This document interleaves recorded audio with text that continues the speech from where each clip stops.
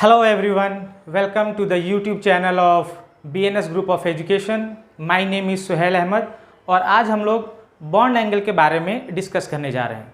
Bond angle किसी भी competitive exams के लिए एक बहुत ही इम्पॉर्टेंट टॉपिक है। तो आइए हम लोग डिस्कस करते हैं बॉन्ड एंगल के बारे में। तो अगर हम बात करें बॉन्ड एंगल की, तो बहुत सारे फैक्टर्स ऐसे हैं जो बॉन्ड एंगल को डिटरमाइन करते हैं। उन सब में से एक जो इम्पॉर्टेंट फैक्टर है वो एक इम्पॉर्टेंट फैक्टर है परसेंटेज एस कैरेक्टर। किसी भी मॉलिक्यूल में अगर परसेंटेज एस कैरेक्टर ज़्यादा होता है तो उस मॉलिक्यूल का बॉन्ड एंगल ज़्यादा होता है, और अगर परसेंटेज एस कैरेक्टर किसी भी मॉलिक्यूल में कम है तो उस मॉलिक्यूल का बॉन्ड एंगल कम हो जाता है। अब ऐसा होता क्यों है कि परसेंटेज एस कैरेक्टर से बॉन्ड एंगल इंक्रीज होता है? तो आइए एक बार समझते हैं। मान लें हमारे पास ये p ऑर्बिटल्स हैं, एक p ऑर्बिटल ये है और एक हमारे पास p ऑर्बिटल ये है जो कि 90 डिग्री पे है। जो p ऑर्बिटल्स होते हैं वो p ऑर्बिटल्स एलोंगेटेड है। ये हमने मान लिया ये है अपने पास py और ये है अपने पास px। अगर हम यहाँ पे ये दोनों जो अभी ऑर्बिटल्स हैं अपने पास, ये दोनों 90 डिग्री के एंगल पर हैं। अगर हम इनमें परसेंटेज एस कैरेक्टर इंट्रोड्यूस करेंगे तो परसेंटेज एस कैरेक्टर इंट्रोड्यूस करते ही इस लोब की जो बल्कीनेस है, क्योंकि एस जो होता है वो स्फेरिकल होता है, तो ये जो लोब है ये बल्की होता चला जाएगा और बल्कीनेस इंक्रीज होने से क्या होगा, इन दोनों के बीच में रिपल्सन इंक्रीज हो जाएगा। और रिपल्सन जैसे ही इंक्रीज होगा ये दोनों जो ऑर्बिटल्स हैं ये खुलने लगेंगे और इनका बॉन्ड एंगल इंक्रीज होने लगेगा। तो इसीलिए हम कहते हैं कि परसेंटेज एस कैरेक्टर से बॉन्ड एंगल इंक्रीज होने लगता है। अब ये जो परसेंटेज एस कैरेक्टर है, इस परसेंटेज एस कैरेक्टर के बेसिस पे हमने स्पीसीज को दो पार्ट्स में डिवाइड कर रखा है। एक हमारे पास स्पीसीज हैं जिनमें परसेंटेज एस कैरेक्टर ज़्यादा होता है और एक स्पीसीज़ ऐसे हैं जिनमें परसेंटेज एस कैरेक्टर कम होता है। तो उसी के बेसिस पे ये स्पीसीज़ को हमने एस लविंग और एस नॉन लविंग के कैटेगरी में डिवाइड कर रखा है। एस लविंग स्पीसीज़ वो होती हैं जिनमें परसेंटेज एस कैरेक्टर ज़्यादा होता है। जैसे फॉर एग्जांपल अगर हम बात करें तो एस लविंग की कैटेगरी में सबसे पहले हम डिस्कस करते हैं लोन पेयर के बारे में। जो लोन पेयर है, हमें पता है लोन पेयर किसी भी बॉन्ड फॉर्मेशन में पार्टिसिपेट नहीं करते हैं। सो बॉन्ड ये जो लोन पेयर है, ये lone pair they stay close to the nucleus, और क्योंकि ये न्यूक्लियस के बहुत करीब रहते हैं और न्यूक्लियस के करीब एस ऑर्बिटल्स पाए जाते हैं, इसी वजह से लोन पेयर में परसेंटेज एस कैरेक्टर ज़्यादा होता है। दूसरा अगर हम बात करें एस लविंग स्पीसीज़ की, तो एस लविंग स्पीसीज़ में मल्टीवैलेंट स्पीसीज़ आते हैं। मल्टीवैलेंट स्पीसीज़ वो जो एक से ज़्यादा बॉन्ड फॉर्म करते हैं। जैसे फॉर एग्जांपल डबल बॉन्ड के साथ ऑक्सीजन को जोड़ दिया, डबल बॉन्ड के साथ हमने NH जोड़ दिया। ये सारी स्पीसीज जो हैं ये एस लविंग की कैटेगरीज में आते हैं। अगर हम बात करें मल्टीपल बॉन्ड की, तो एक बॉन्ड सिग्मा होगा और बाकी जो बॉन्ड है दूसरा वो पाई बॉन्ड होगा। अब पाई बॉन्ड के फॉर्मेशन की कंडीशन क्या है? तो अगर हम पाई बॉन्ड के फॉर्मेशन की बात करें तो पहले दो एटम्स के बीच में हेड ऑन ओवरलैपिंग से सिग्मा बॉन्ड फॉर्म होगा, और अब इसके बाद से p ऑर्बिटल्स जो एक दूसरे के पैरेलल होंगे, ये p ऑर्बिटल्स आपस में ओवरलैप करेंगे और इनकी ओवरलैपिंग से पाई बॉन्ड फॉर्म होगा।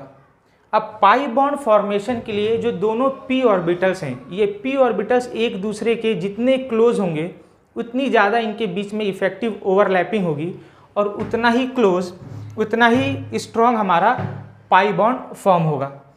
अब इनके क्लोज आने की कंडीशन क्या है कि ये हमारे पास जो सिग्मा बॉन्ड है, ये सिग्मा बॉन्ड की लेंथ छोटी हो जाए, जितनी छोटी सिग्मा बॉन्ड की लेंथ होगी p ऑर्बिटल्स उतने क्लोज आएंगे और इफेक्टिव ओवरलैपिंग होगी। और बॉन्ड लेंथ इन्वर्सली रिलेटेड होता है परसेंटेज s कैरेक्टर से। तो अगर बॉन्ड लेंथ छोटी है तो उस मॉलिक्यूल में परसेंटेज s कैरेक्टर ज़्यादा होगा। इस वजह से जितनी भी मल्टीवैलेंट स्पीसीज़ होती हैं वो सारे के सारे s लविंग स्पीसीज़ होती हैं जिनमें परसेंटेज s कैरेक्टर ज़्यादा होता है। ये स्पीसीज़ जब भी सेंट्रल एटम से जुड़ती हैं तो इनके खुद के बॉन्ड में परसेंटेज s कैरेक्टर ज़्यादा होता है और ये दूसरे बॉन्ड्स में परसेंटेज s को कम कर देते हैं। अब हम बात करते हैं s नॉन लविंग स्पीसीज़ की। तो s नॉन लविंग की कैटेगरीज में हमारे पास हाईली इलेक्ट्रोनेगेटिव एटम आते हैं जिनकी इलेक्ट्रोनेगेटिविटी बहुत ज़्यादा होती है। हाईली इलेक्ट्रोनेगेटिव एटम्स या फिर ऐसे स्पीसीज जो -I इफेक्ट शो करते हैं, जैसे फॉर एग्जांपल फ्लोरीन, या हमने ले लिया CF3, या हमने ले लिया NF2। ये सारी स्पीसीज ऐसी हैं जो कि S नॉन लविंग हैं और इनमें परसेंटेज S कैरेक्टर कम होता है। आइए इनको समझते हैं। देखिए, अगर हम बात करें इस ऑर्बिटल की, ये हमारे पास s ऑर्बिटल है, ये इसका न्यूक्लियस है। इसमें अगर हम बात करें परसेंटेज s की तो ये 100% है। दूसरा ऑर्बिटल लेते हैं, यह है हम अपने पास sp2 ले लेते हैं या फिर sp हाइब्रिड ऑर्बिटल ले लेते हैं।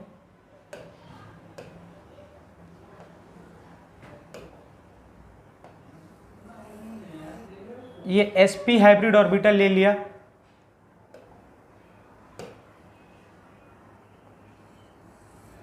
ये हमने sp2 हाइब्रिड ऑर्बिटल ले लिया। अगर हम बात करें कि फ्लोरीन को हमें अटैच करना है तो फ्लोरीन एक हाईली इलेक्ट्रोनेगेटिव एटम है।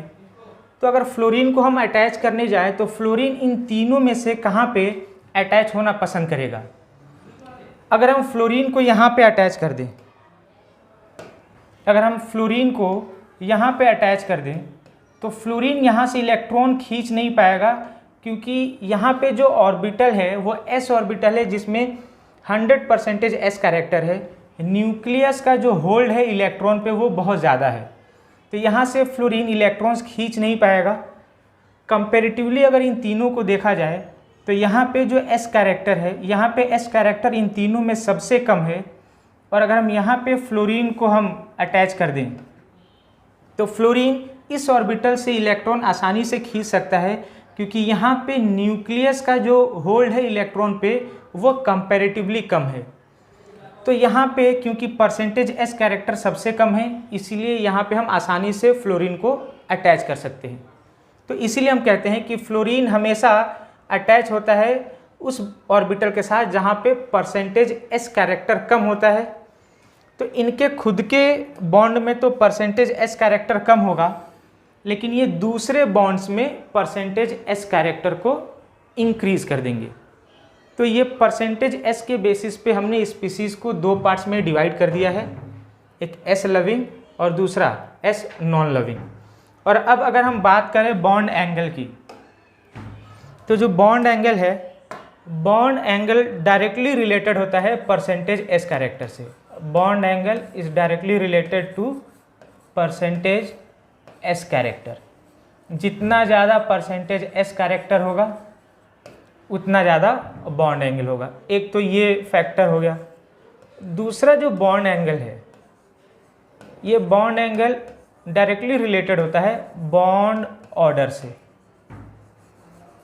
जितना ज़्यादा बॉन्ड ऑर्डर किसी भी मॉलिक्यूल में इंक्रीज होता चला जाएगा, उतनी ज़्यादा मॉलिक्यूल में मल्टीप्लिसिटी बढ़ती जाएगी बॉन्ड की, परसेंटेज s कैरेक्टर इंक्रीज होता जाएगा और बॉन्ड एंगल इंक्रीज होता जाएगा।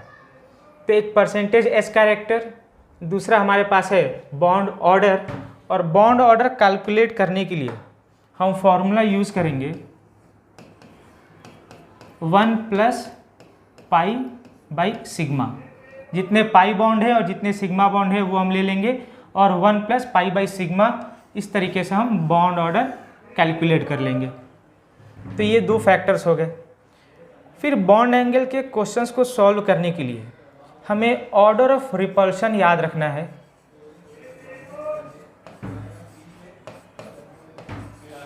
ऑर्डर ऑफ रिपल्शन जो कि एक VSEPR की थियरी हम लोग पढ़ते हैं, जहाँ पे लोन पेयर का रिपल्शन ये ज़्यादा होता है लोन पेयर बॉन्ड पेयर के रिपल्शन से, और ये ज़्यादा होता है बॉन्ड पेयर के रिपल्शन से।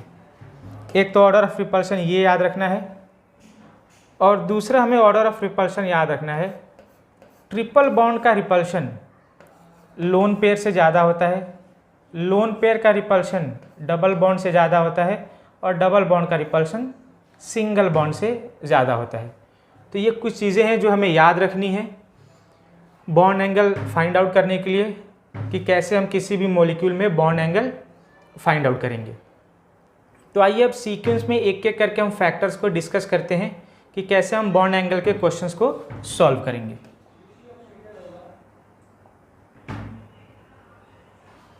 आइए, अगर हमें बॉन्ड एंगल निकालना है तो बॉन्ड एंगल निकालने के लिए सबसे पहला जो फैक्टर है वो हमें फाइंड आउट करना है हाइब्रिडाइजेशन। सबसे पहले हाइब्रिडाइजेशन निकालेंगे।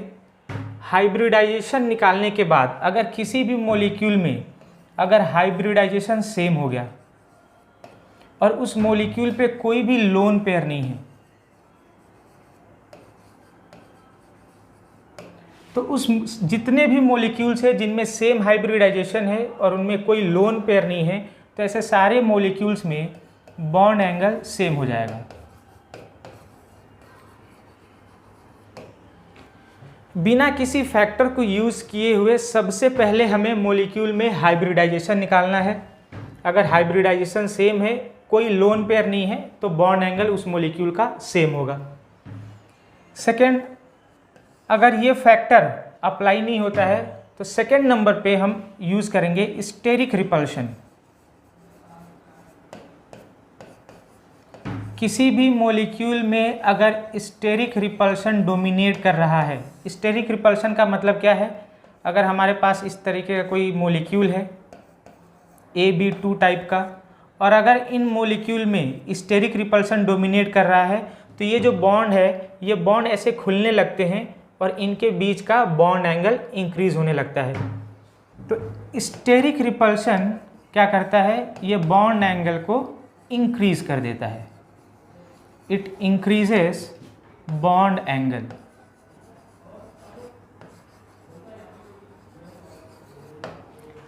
अब कौन कौन सी ऐसी कंडीशन है जिनमें स्टेरिक रिपल्शन डोमिनेट करेगा और कौन सी ऐसी कंडीशन है जिनमें स्टेरिक रिपल्शन डोमिनेट नहीं करेगा, उसके बारे में हम डिस्कस करते हैं। तो स्टेरिक रिपल्शन चेक करने के लिए सबसे पहले हम चेक करेंगे साइज ऑफ सेंट्रल एटम। अगर सेंट्रल एटम की साइज छोटी है तो वहां पे मॉलिक्यूल में स्टेरिक रिपल्शन एप्लीकेबल होगा। तो जो साइज है सेंट्रल एटम का should be small.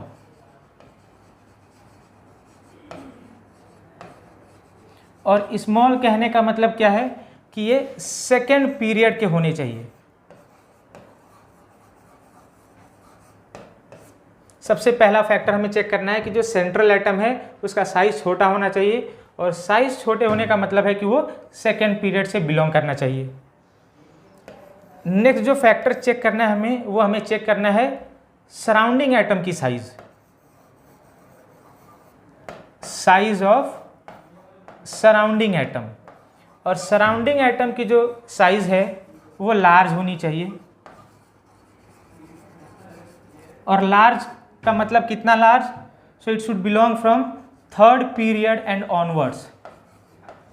Third period और उसके नीचे के जितने भी पीरियड्स के एलिमेंट्स हैं वो हम कंसिडर कर सकते हैं थर्ड पीरियड एंड ऑनवर्ड्स। जैसे फॉर एग्जांपल अगर हम बात करें क्लोरीन, ब्रोमीन, आयोडीन, अगर हम बात करें अल्काइल ग्रुप, फिनाइल ग्रुप, ये सारे ऐसे स्पीसीज़ हैं जिनमें स्टेरिक रिपल्शन डोमिनेट करता है। और लास्टली हमें क्या चेक करना है, हाइब्रिडाइजेशन चेक करना है। मॉलिक्यूल की हाइब्रिडाइजेशन sp3 होनी चाहिए, hybridisation should be sp3। sp2 और sp में स्टेरिक रिपल्शन डोमिनेट नहीं करता है, क्योंकि sp और sp2 में ऑलरेडी बॉन्ड एंगल ज़्यादा होता है। sp में बॉन्ड एंगल 180 डिग्री और sp2 में बॉन्ड एंगल 120 डिग्री। तो स्टेरिक रिपल्शन की ये 3 कंडीशन है। सेंट्रल एटम का साइज छोटा होना चाहिए, सराउंडिंग एटम का साइज ज़्यादा होना चाहिए और हाइब्रिडाइजेशन sp3 होनी चाहिए। ये 3 कंडीशन अगर सेटिस्फाई हो रहे हैं तो स्टेरिक रिपल्शन वहाँ पे एप्लीकेबल होगा, और अगर ये 3 कंडीशन सेटिस्फाई नहीं हो रहे हैं तो स्टेरिक रिपल्शन वहाँ पे एप्लीकेबल नहीं होगा। तो फिर हम नेक्स्ट फैक्टर पे मूव कर जाएंगे, और जो नेक्स्ट फैक्टर है अपना वह है VSEPR थियरी के जो पॉइंट्स हैं हम उन्हें यूज़ करेंगे। तो VSEPR थियरी के अकॉर्डिंग किसी भी मॉलिक्यूल पे लोन पेयर का अमाउंट, लोन पेयर का अगर नंबर इंक्रीज करता चला जाए तो उस मॉलिक्यूल में बॉन्ड एंगल डिक्रीज होने लगता है। तो सबसे पहले हम चेक करेंगे बॉन्ड एंगल और लोन पेयर का relation. So bond angle is inversely proportional to lone pair on central atom. अगर सेंट्रल एटम पे number of lone pair increase होते चले जाएं तो उस मॉलिक्यूल में बॉन्ड एंगल डिक्रीज हो जाएगा। चलिए फॉर एग्जांपल अगर हमारे पास कोई इस टाइप का मॉलिक्यूल है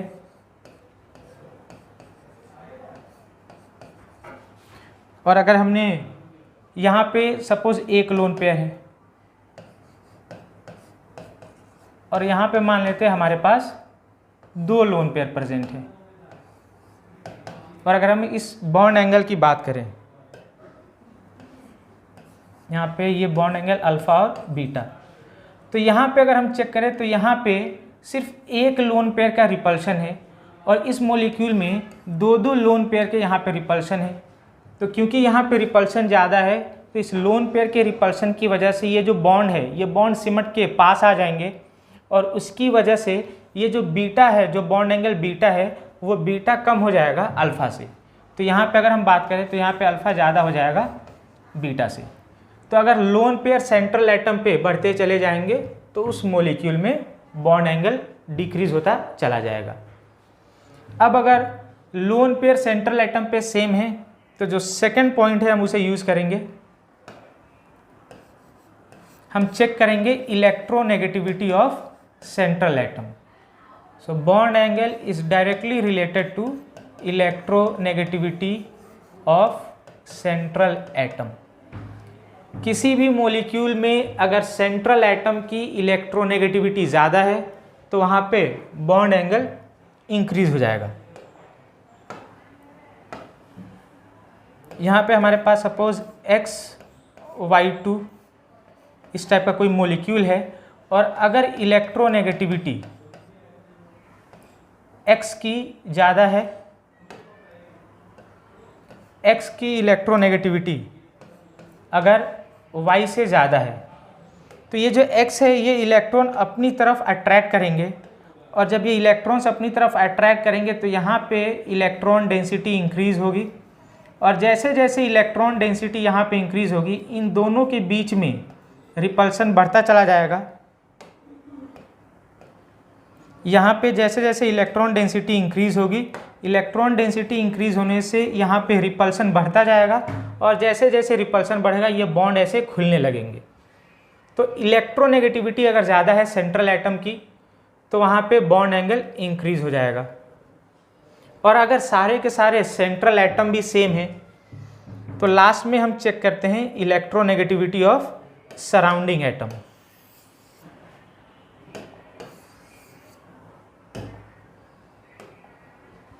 अगर सेंट्रल एटम हमारे पास सेम है तो लास्ट में हम सराउंडिंग एटम की इलेक्ट्रोनेगेटिविटी चेक करेंगे, और जो बॉन्ड एंगल है ये बॉन्ड एंगल इनवर्सली प्रोपोर्शनल होता है electronegativity of surrounding atom. Surrounding atom की इलेक्ट्रोनेगेटिविटी अगर कम है तो बॉन्ड एंगल उस मॉलिक्यूल में ज़्यादा होगा। तो ये हमारे पास कुछ फैक्टर्स है जो बॉन्ड एंगल को डिटरमाइन करते हैं। सबसे पहले बॉन्ड एंगल निकालने के लिए हमने परसेंटेज एस कैरेक्टर देखा। परसेंटेज एस कैरेक्टर ज़्यादा है, मॉलिक्यूल में बॉन्ड एंगल ज़्यादा होगा, और बॉन्ड एंगल रिलेटेड होता है बॉन्ड ऑर्डर से। फिर हमारे पास जो बॉन्ड ऑर्डर कैलकुलेट करने का जो फॉर्मूला है, सबसे पहले हम मॉलिक्यूल में चेक करेंगे मॉलिक्यूल की हाइब्रिडाइजेशन। अगर मॉलिक्यूल में हाइब्रिडाइजेशन सेम है और सेम हाइब्रिडाइजेशन है और कोई लोन पेयर नहीं है तो उस मॉलिक्यूल का बॉन्ड एंगल सेम होगा।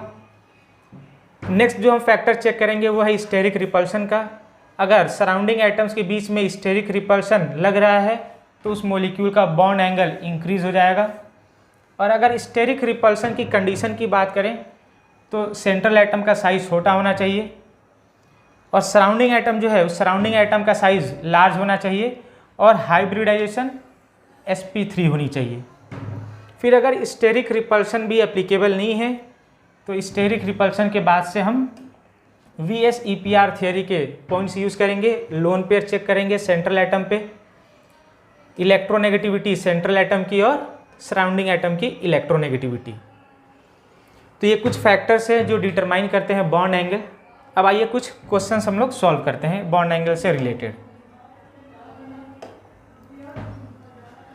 तो यहाँ पे हमारे पास कुछ एग्जांपल्स हैं जिन्हें बॉन्ड एंगल के डिक्रीजिंग ऑर्डर में हमें अरेंज करना है।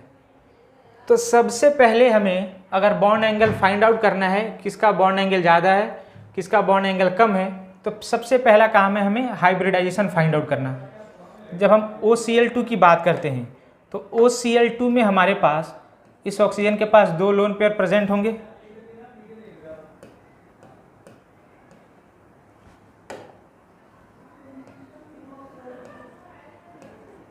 दो लोन पेयर और 2 सिग्मा बॉन्ड, तो इसकी हाइब्रिडाइजेशन हो जाएगी sp3।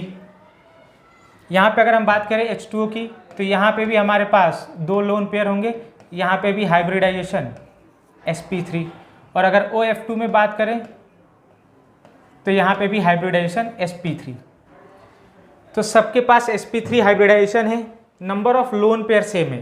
तो सबसे पहले हम लोग चेक करेंगे स्टेरिक रिपल्शन। यहाँ पे सेंट्रल एटम का साइज छोटा है और सराउंडिंग एटम का साइज लार्ज है, क्लोरीन है, तो यहाँ पे स्टेरिक रिपल्शन डोमिनेट कर जाएगा। इसीलिए जो OCl2 है OCl2 का बॉन्ड एंगल सबसे ज़्यादा होगा। अब बात करते हैं H2O और OF2 मॉलिक्यूल की।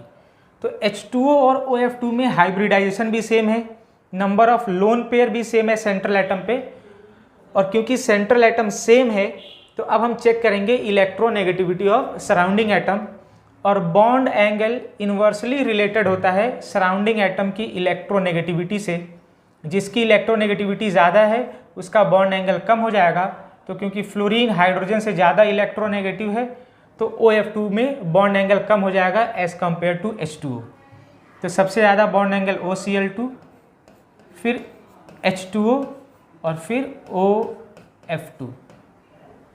ये हो गया हमारे पास बॉन्ड एंगल का ऑर्डर। अब बात करते हैं इस एग्जांपल की, H2O और ClO2 माइनस। तो अगर हम बात करें H2O की तो ये रहा अपने पास H2O, 2 लोन पेयर इसके पास हैं, और ClO2 माइनस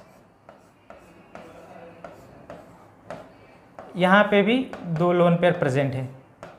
सबसे पहले बात करते हैं इनके हाइब्रिडाइजेशन की। 2 सिग्मा 2 लोन पेयर sp3, यहाँ पे 2 सिग्मा 2 लोन पेयर sp3। अब अगर इन मॉलिक्यूल को हम कंसीडर करें, इन मॉलिक्यूल को अगर हम देखें तो यहाँ पे जो नेचर ऑफ बॉन्ड है वो दोनों में डिफरेंट है। यहाँ पे सारे बॉन्ड सिंगल है और यहाँ पे सिंगल और डबल बॉन्ड है। तो जब कभी भी ऐसे कोई मॉलिक्यूल्स आते हैं तो हमें बॉन्ड ऑर्डर का कॉन्सेप्ट यूज़ करना है जहाँ पे नेचर ऑफ बॉन्ड डिफरेंट हो। यहाँ पे क्योंकि सारे के सारे सिंगल बॉन्ड हैं तो इसका बॉन्ड ऑर्डर 1 हो जाएगा। और अगर हम यहाँ पे बात करें बॉन्ड ऑर्डर की तो बॉन्ड ऑर्डर निकालने का फॉर्मूला क्या है, बॉन्ड ऑर्डर निकालने के लिए हम यूज़ करेंगे 1 + पाई। एक पाई है डिवाइडेड बाई सिग्मा, 2 सिग्मा है यहाँ पे, तो ये आ जाएगा 1.5। अब जिसका बॉन्ड ऑर्डर ज़्यादा होगा उस मॉलिक्यूल में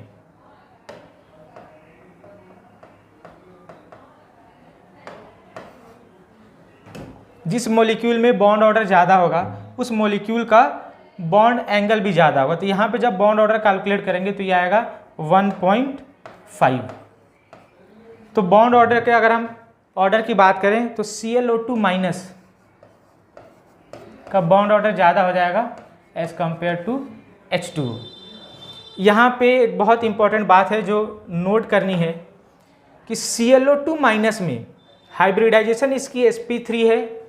sp3 का जो आइडियल बॉन्ड एंगल होता है वो 109.28 होता है। दो लोन पेयर की वजह से इसका बॉन्ड एंगल डिक्रीज होना चाहिए था, लेकिन एक्सेप्शनली जो ClO2 माइनस है इसका जो बॉन्ड एंगल है इसका बॉन्ड एंगल 111 डिग्री होता है। तो जब कभी भी हम क्वेश्चन में ClO2 माइनस के साथ किसी और दूसरी स्पीसीज़ को हम यूज़ करेंगे, जैसे फॉर एग्जांपल क्लोरीन के ही और ऑक्सो एसिड्स आ जाएं ClO2 माइनस के साथ, तो इस मॉलिक्यूल का बॉन्ड एंगल हमें याद रखना चाहिए। इसका बॉन्ड एंगल एक्सेप्शनली ज़्यादा होता है, 111 डिग्री होता है, और वहाँ पे हम लोग बॉन्ड ऑर्डर या फिर किसी दूसरे फैक्टर से बॉन्ड एंगल सॉल्व नहीं करेंगे। जैसे फॉर एग्जांपल आइए नेक्स्ट क्वेश्चन है हमारे पास, अगर हम इसकी बात करें ClO2 माइनस, तो अभी हमने ClO2 माइनस बनाया, इसकी हाइब्रिडाइजेशन sp3,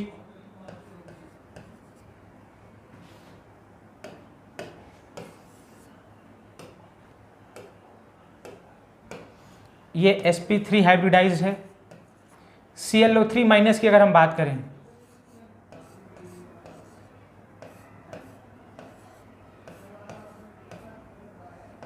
यहाँ पे एक लोन पेयर है, और अगर हम बात करें ClO4 माइनस की,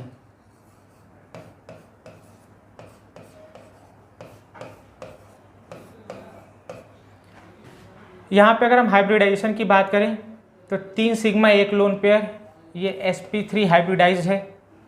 यहाँ पे 4 सिग्मा है, ये भी sp3 हाइब्रिडाइज्ड है। तो सारे मॉलिक्यूल में हाइब्रिडाइजेशन sp3 है। यहाँ पे 2 लोन पेयर प्रेजेंट हैं। आइडियली sp3 का हाइब्रिडाइजेशन 109.28 होता है, लोन पेयर की वजह से बॉन्ड एंगल डिक्रीज हो जाता है, लेकिन एक्सेप्शनली ClO2 माइनस का जो बॉन्ड एंगल है ये 111 डिग्री होता है। इतना हमें याद रखना है। तो सबसे ज़्यादा जो बॉन्ड एंगल है वो ClO2 माइनस का हो जाएगा। ClO2 माइनस के बाद अब यहाँ पे क्योंकि लोन पेयर प्रेजेंट है तो इसके लोन पेयर के रिपल्सन की वजह से बॉन्ड एंगल डिक्रीज हो जाएगा, और यहाँ पे कोई लोन पेयर का रिपल्सन नहीं है, तो यहाँ पे ClO4 माइनस का बॉन्ड एंगल ClO3 माइनस से ज़्यादा होगा। या फिर इन दोनों के लिए हम चाहें तो बॉन्ड ऑर्डर का कॉन्सेप्ट भी यूज़ कर सकते हैं। तो अगर बॉन्ड एंगल के ऑर्डर की बात करें तो सबसे ज़्यादा ClO2 माइनस, उसके बाद ClO4 माइनस, और फिर उसके बाद से ClO3 माइनस।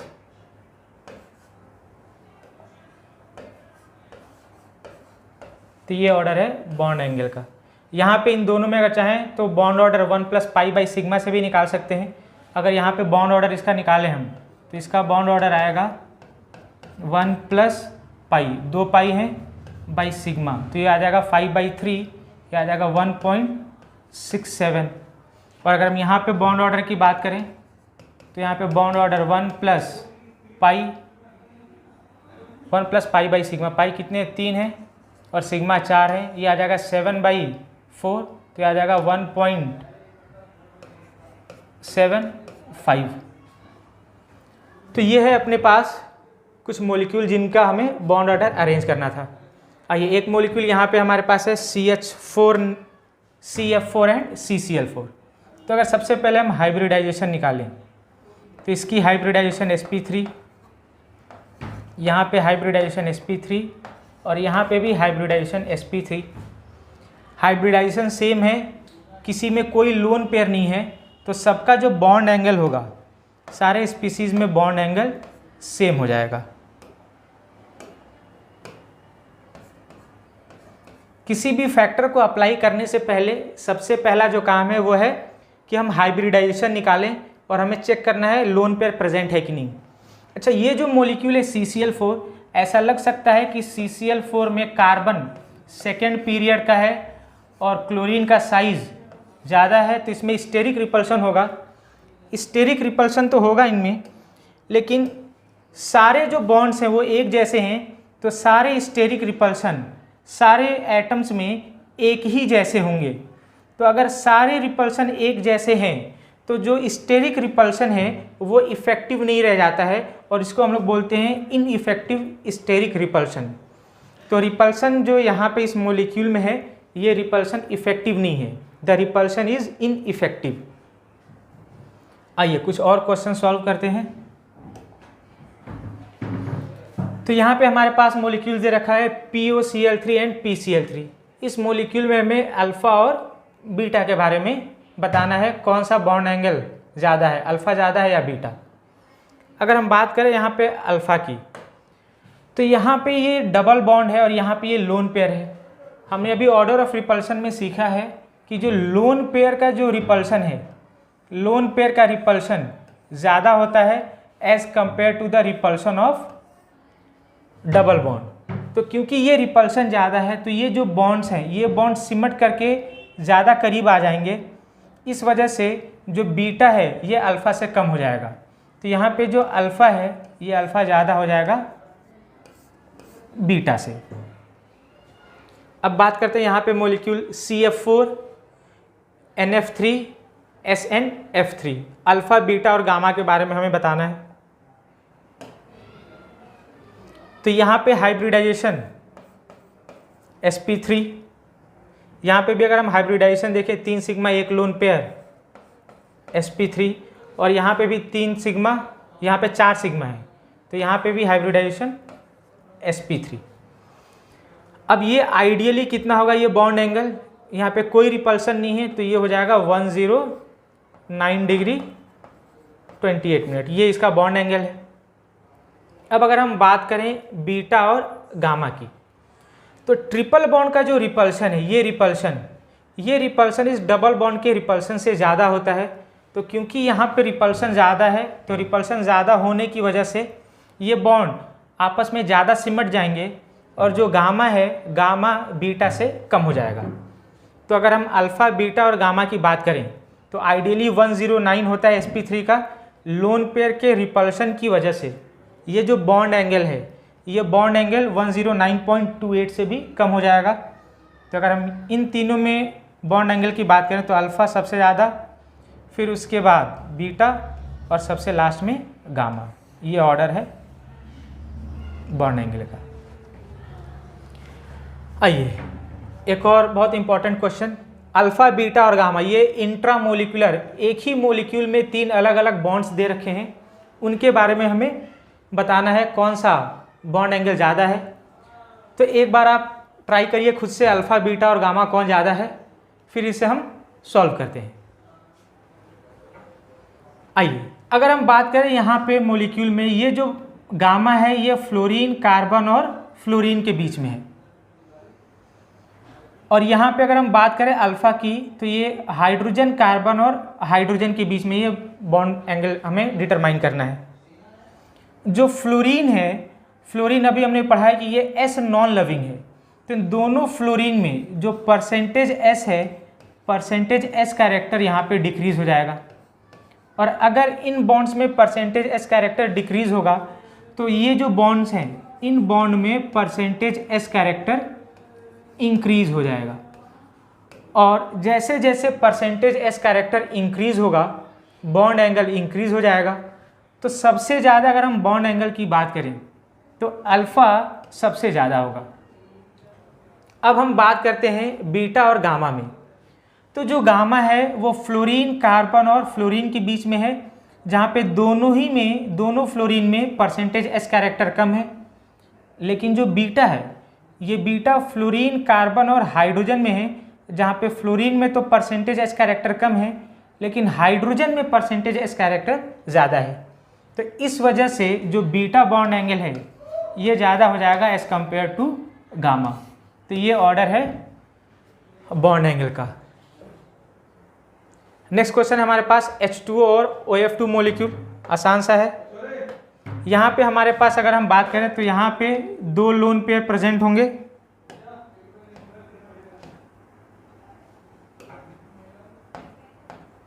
ये 2 लोन पेयर, और यहाँ पे भी 2 लोन पेयर।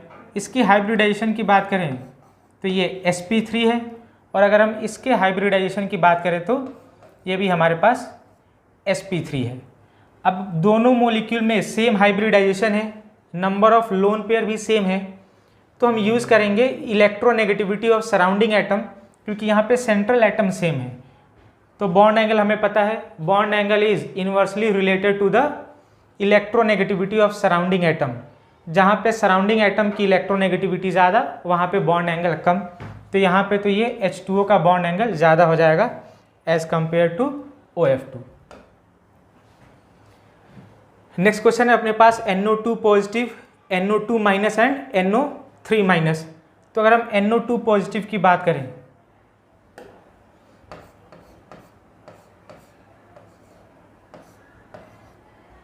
ये रहा अपने पास NO2 पॉजिटिव। NO2 नेगेटिव की अगर हम बात करें,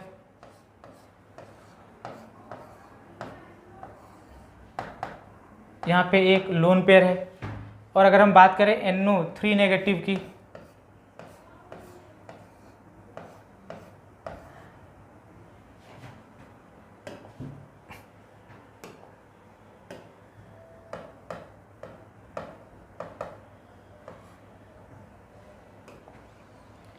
ये रहा अपने पास NO3 नेगेटिव। अब अगर हम इनमें सब में हाइब्रिडाइजेशन कैलकुलेट करें तो यहाँ पे अपने पास 2 सिग्मा है, तो इसकी हाइब्रिडाइजेशन sp। यहाँ पे अगर हाइब्रिडाइजेशन की बात करें 2 सिग्मा, 1 लोन पेयर sp2, और यहाँ पे अपने पास 1 सिग्मा, 2 सिग्मा और 3 सिग्मा, ये भी अपने पास आ गया sp2।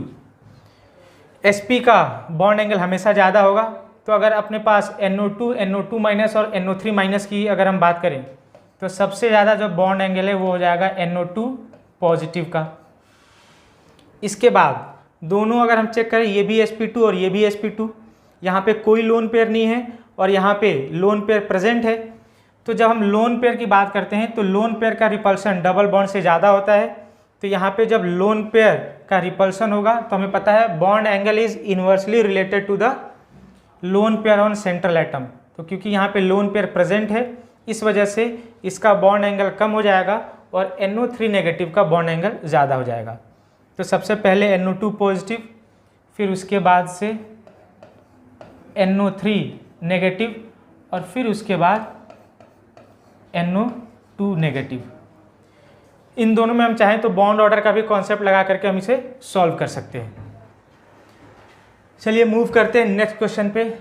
2 मॉलिक्यूल्स हमारे पास दे रखे हैं, इनका हमें बॉन्ड एंगल बताना है। तो बात करें अगर हम XeO3 की, ये रहा अपने पास स्ट्रक्चर XeO3 का, एक लोन पेयर जेनॉन के पास है, और अगर ClO3 की बात करें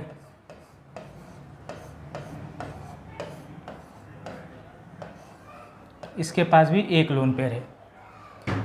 हाइब्रिडाइजेशन निकालेंगे, 3 सिग्मा है, 1 लोन पेयर है, इसकी भी हाइब्रिडाइजेशन sp3, और अगर यहाँ पे बात करें तो यहाँ पे भी अपने पास 3 सिग्मा, 1 लोन पेयर, इसकी भी हाइब्रिडाइजेशन sp3। हाइब्रिडाइजेशन सेम है, number of lone pair same है। अब हम यहाँ पे इनका बॉन्ड ऑर्डर निकाल लेंगे। जहाँ कहीं पे भी रेजोनेटिंग स्ट्रक्चर्स हैं तो बॉन्ड ऑर्डर निकाल के कंपेयर कर लेंगे। इसका बॉन्ड ऑर्डर, सारे बॉन्ड डबल हैं तो इसका बॉन्ड ऑर्डर हो जाएगा 2। और अब हम इस मॉलिक्यूल में बॉन्ड ऑर्डर निकालते हैं। तो बॉन्ड ऑर्डर निकालने के लिए फिर वही फॉर्मूला यूज़ करेंगे, 1 प्लस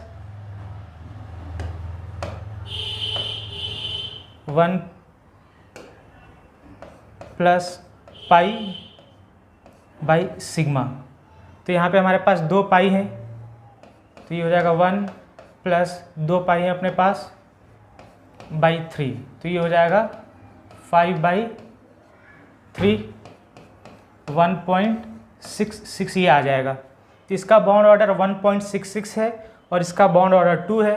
तो बॉन्ड एंगल जो होता है, bond angle is directly proportional to bond order.